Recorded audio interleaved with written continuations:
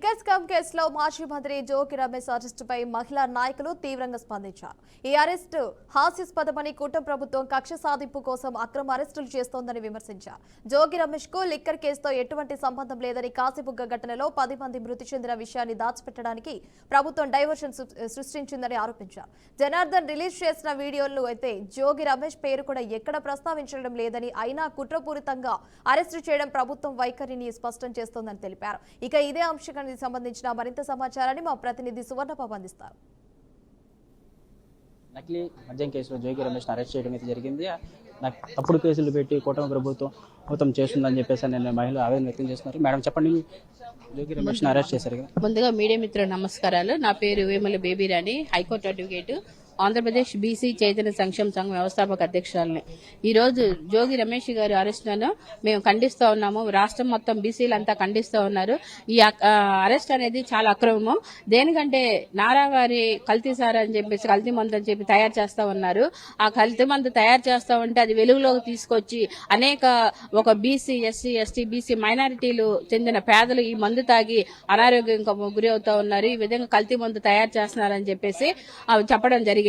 అది వెలుగులో తీసుకొచ్చినందుకు గాను ఈ రోజు అక్రమంగా ఒక బీసీ లీడర్, ఒక మాజీ ఎమ్మెల్యే గారైన, మినిస్టర్ గారైన జోగి రమేష్ గారిని అక్రమ అరెస్ట్ చేశారు. ఇది బీసీలంతా కూడా, అలాగే వైఎస్ఆర్సీపీ నాయకులు కానివ్వండి, అలాగే కార్యకర్తలు కానివ్వండి, అందరం కూడా ఏకముఖంగా మేము ఖండిస్తున్నాము.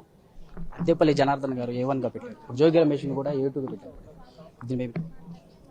సార్, ఇదంతా కూడా మనం ఇప్పుడు కొత్తగా చూస్తున్నది కాదు. వీళ్ళు కుట్రపూరితంగా ఒక స్కెచ్ ప్రకారం ఎవరినైతే అదుపులోకి తీసుకోవాలో, అసలు కూటమి ప్రభుత్వం అధికారంలోకి వచ్చిందే వైఎస్ఆర్సీపీ నేతల్ని టార్గెట్ చేసి ఒక్కొక్కరిగా ఏదో ఒక ఇష్యూలో ఆధారాలు లేని ఆరోపణలతో ప్రతిసారి కూడా వాళ్ళపైన బురద జల్లి ఏదో విధంగా అరెస్ట్ చేయాలి, వాళ్ళని ఇబ్బంది పెట్టాలి. కార్యకర్తల దగ్గర నుంచి సామాన్య ప్రజల వరకు ఈ రోజు వైసీపీకి అభిమానులుగా ఉన్నటువంటి ప్రతి సామాన్య వ్యక్తిని కూడా టార్గెట్ చేస్తా ఉన్నటువంటి పరిస్థితి మనం ఈరోజు చూస్తూ ఉన్నాం.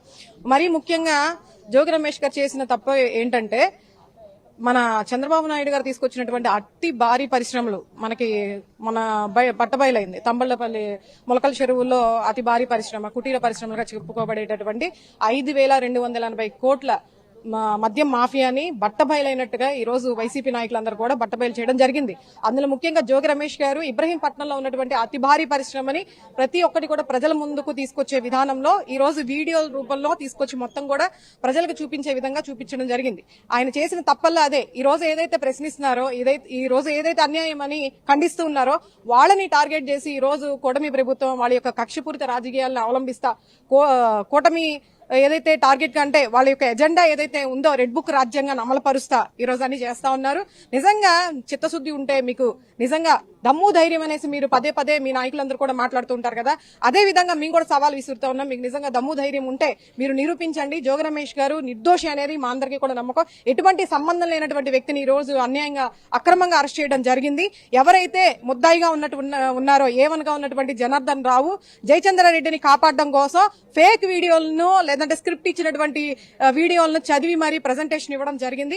ఇటువంటి వాళ్ళకి కొమ్ము కాస్త, అలాగే కట్టా సురేంద్ర నాయుడు అనే వ్యక్తి, అతని యొక్క చరిత్ర కనుక చూసుకుంటే 2006లోనే ఒక నేర చరిత్రలో కారాగార శిక్ష అనుభవించేటటువంటి ఖైదీని 2014లో చంద్రబాబు నాయుడు గారు అధికారంలోకి వచ్చిన తర్వాత బయటికి తీసుకురావడం జరిగింది.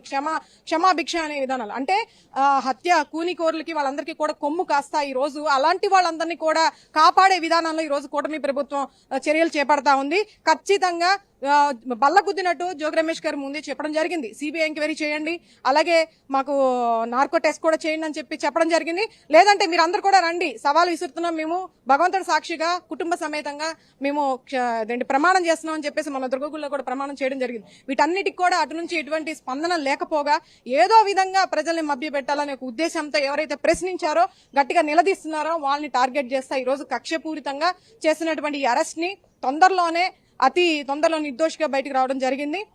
ఈ సందర్భంగా కూటమి ప్రభుత్వాన్ని కూడా మేమందరం కూడా హెచ్చరిస్తా ఉన్నాం. కూటమి ప్రభుత్వం అద్దేపల్లి A1 గా చిత్రీకరించారు. తర్వాత జోగి రమేష్ అయితే ఎక్సైజ్ అధికారులు అరెస్ట్ చేశారని చెప్పేసి చెప్తున్నారు. ఇప్పుడు మా దగ్గర అయితే కూటమి ప్రభుత్వం వచ్చిన తర్వాత ఇలాగా ఈ అక్రమ కేసులు పెట్టి వన్ బై వన్ అని అరెస్ట్ చేస్తూ ఉన్నారని చెప్పేసి అన్నారు. ఇప్పటికే వాళ్ళ కుటుంబ సభ్యుల దగ్గర నుంచి ఒక 2 ల్యాప్టాప్లు 3 ట్యాబులు తీసుకున్నట్లు విచారణలో తేలినట్టు జరుగుతుంది. ఇప్పుడు ప్రస్తుతం ఇంటి దగ్గర అయితే ఎక్సైజ్ అధికారులు కూడా ఇంటి దగ్గర భారీ ఎత్తున సోదాలు చేసి విచారిస్తున్నారు.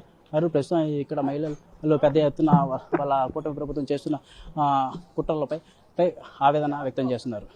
కెమెరామెన్ సంజయ్తో సువర్ణబాబు, ఎక్సైజ్ అధికారి నుంచి.